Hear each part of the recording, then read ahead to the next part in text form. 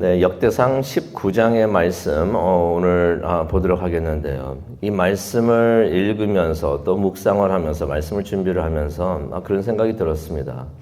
꼭 이랬어야만 했을까? 꼭 이랬어야만 했을까?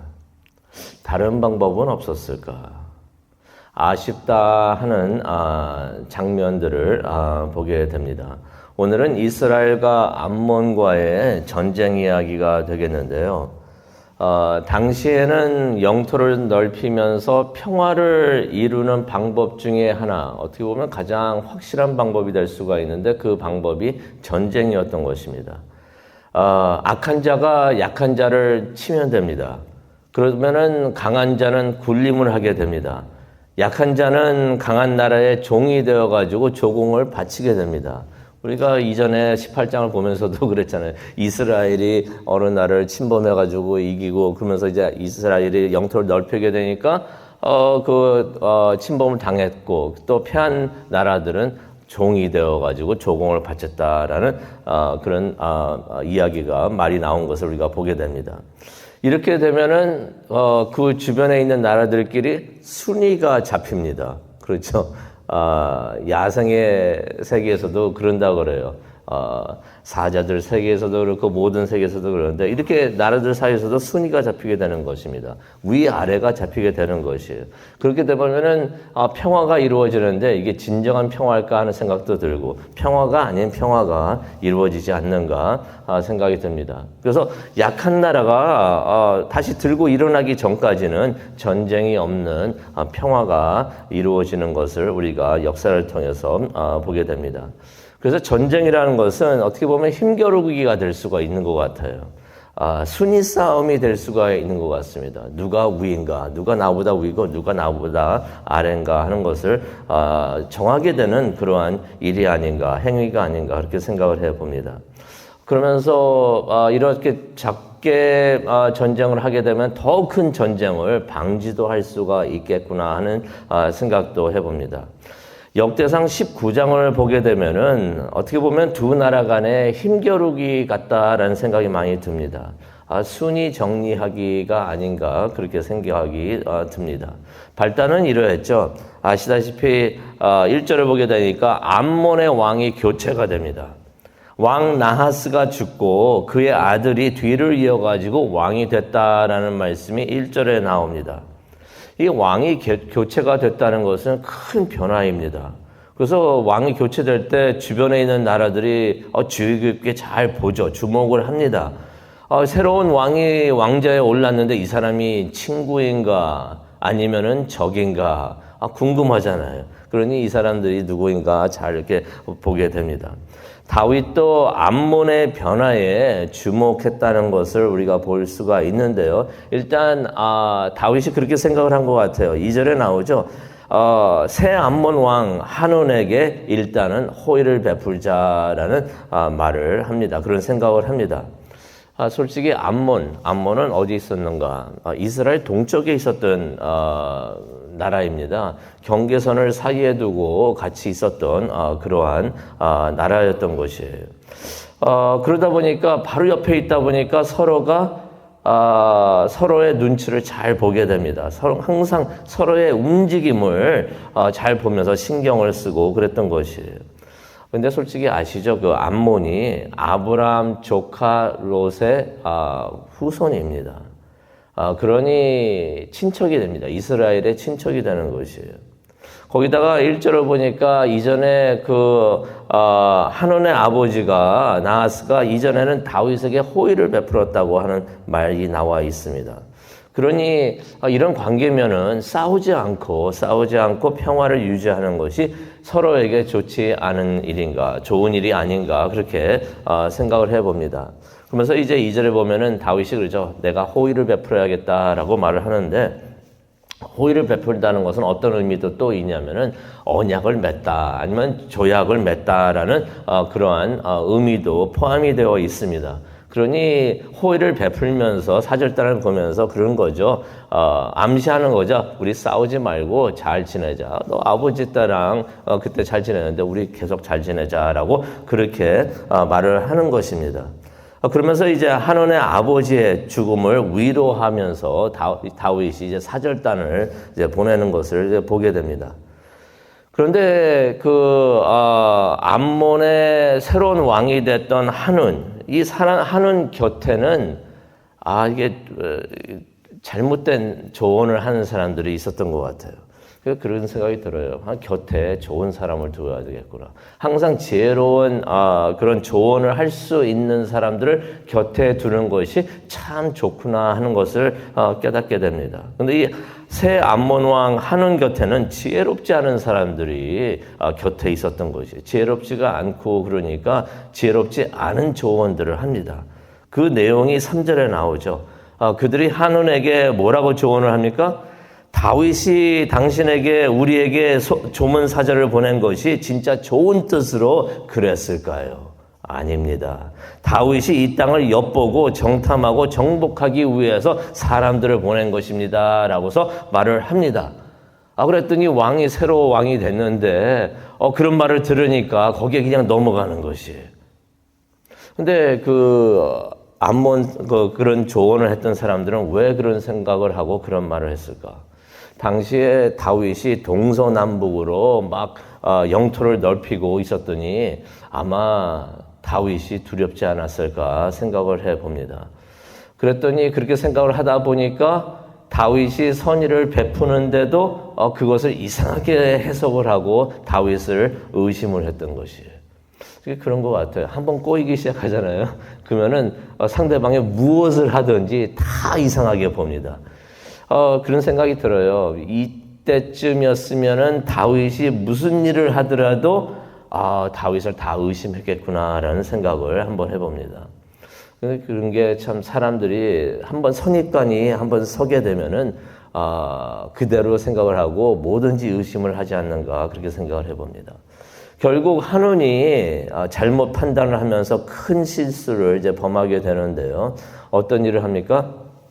다윗이 우리 서로 잘 지내자고 하면서 조문단을 보냈는데, 사절단을 보냈는데 그러했던 다윗의 신하들을 이 한운이 잡아들이는 것이에요.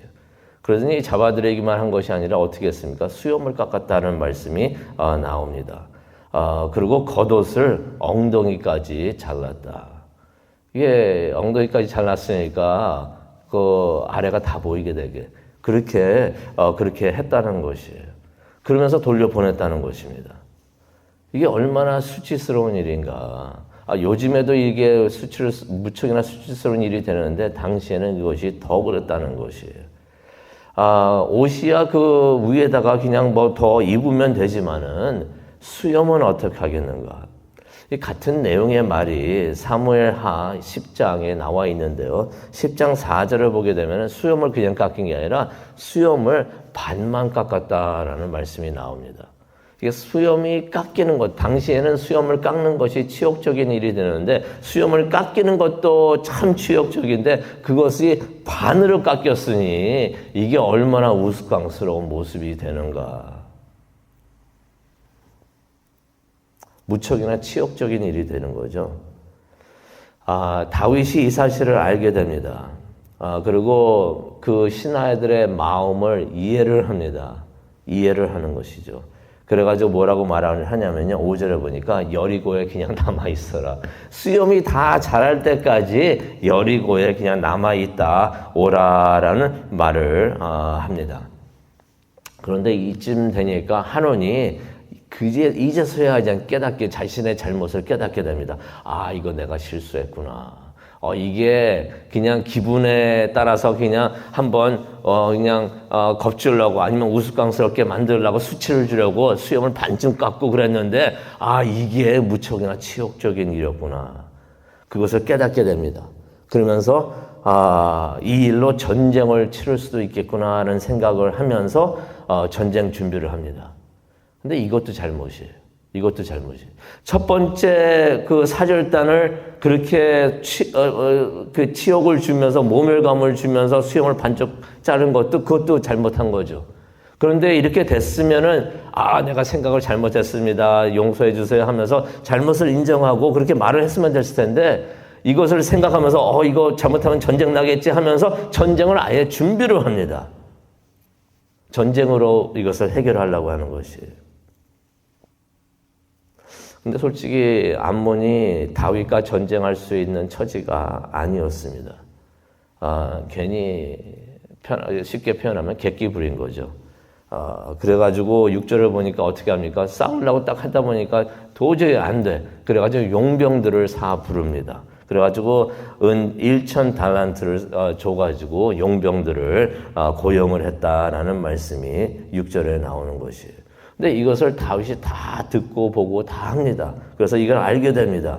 그래가지고 8절에 보니까 다윗이 요압과 모든 용사들을 보내가지고 싸우게 했다라는 말씀이 나옵니다. 당시에 다윗의 군대는 무척이나 강했습니다. 동서남북으로 가가지고 가는 곳마다 승리했잖아요. 하나님이 함께 하시면서 다 승리를 주고 그랬으니 너무나 강한 상대였던 것이에요. 암몬이 그렇게 해가지고 용병들도 다 모아가지고 아람군도 모아가지고 이렇게 나가서 싸웠는데 암몬과 아람이 다윗의 군대에 크게 패하는 것을 우리가 오늘 말씀을 통해서 봅니다. 그래가지고 얼마나 패하게 됐는가 19절에 나오죠. 아람이 와가지고 암몬을 도와줬는데 이 이후로는 다윗이 너무나 강하니까 이스라엘 군대가 너무나 세니까 이 이후로는 암몬을 도우려고 하지 않았다라는 말씀이 나오는 것이에요. 근데 이 말씀을 보면서 그런 생각이 듭니다. 이들이 했던 이 전쟁 어쩌면은 정의를 이루기 위한 정당한 방법이었던 것이에요.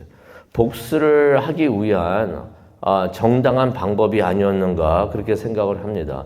사절단을 보냈는데 나의 부하들을 나의 신하들을 이렇게 대했다고 이것은 나에 대한 모욕이 되는 것이고 우리 나라에 대한 모욕이 되는다라고 해서 충분히 생각할 수 있는 것입니다.